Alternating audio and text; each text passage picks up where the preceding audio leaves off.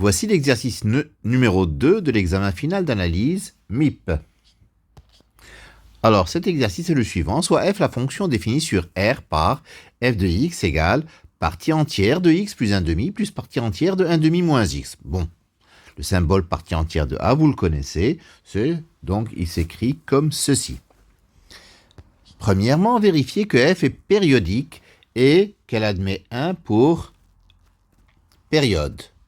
Alors, quelque chose s'est effacé pour période. Voilà. Deuxième question, étudier la parité de f. Troisième question, calculer f de 1 demi et f de x pour x appartenant à l'intervalle 0, 1 demi ouvert en 1 demi. En déduire que f de r, c'est la paire 0, 1. Première question, f de x donc vaut partie entière de x plus 1 demi plus partie entière de 1 demi moins x.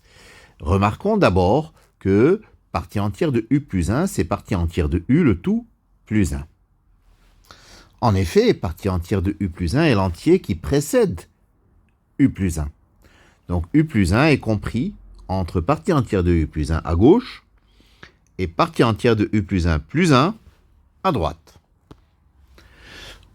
De la même manière, u est compris entre partie entière de u à gauche et partie entière de u plus 1 à droite. Donc si on ajoute 1 à cette relation, nous avons que u plus 1, un nouvel encadrement de u plus 1 est compris entre partie entière de u plus 1 et partie entière de u plus 2.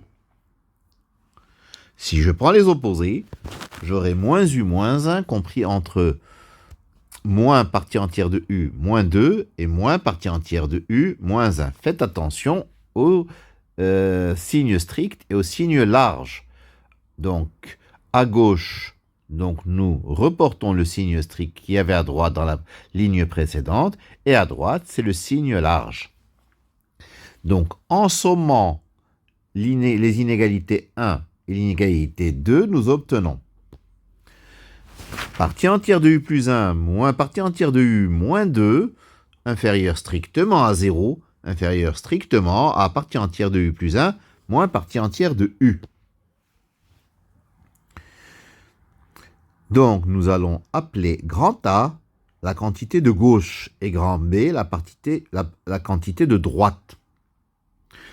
Grand B moins grand A, ça vaut 2. Donc, il y a deux unités entre le nombre entier qui est à gauche et le nombre entier qui est à droite.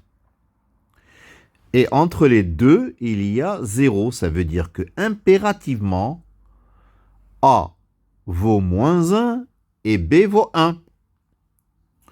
Donc si A vaut moins 1 et B vaut 1, je peux écrire que partie entière de u plus 1 moins partie entière de u, qui est B, ça vaut 1.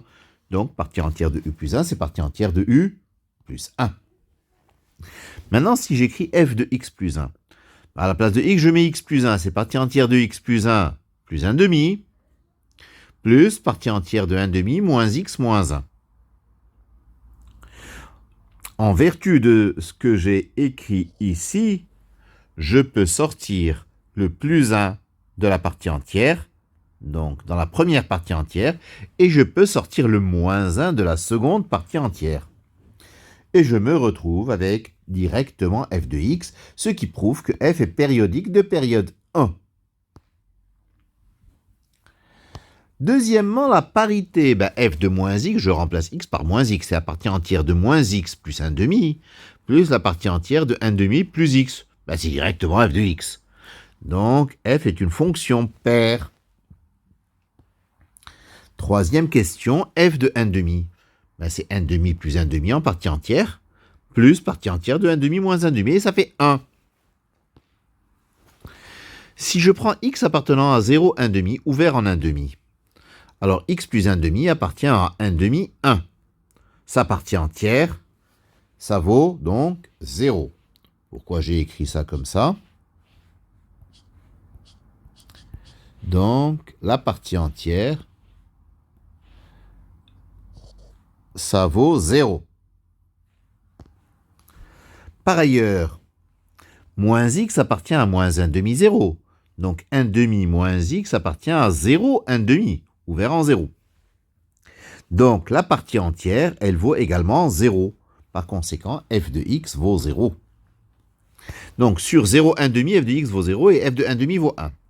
Mais puisque f est pair, f de moins 1 demi vaut aussi 1. Et f de x vaut 0 sur l'intervalle moins 1 demi, 0. Et puisque f est périodique de période 1, f de 1 demi plus k, pour tous les k de z, ça vaut 1. Et f de x vaudra toujours 0 si x est différent de 1 demi plus k. Donc, f de x vaudra, dans tous les cas, soit 0, soit 1. Par conséquent, f de grand R, c'est 0, 1. Voilà pour cet exercice numéro 2. Je vous remercie de votre attention.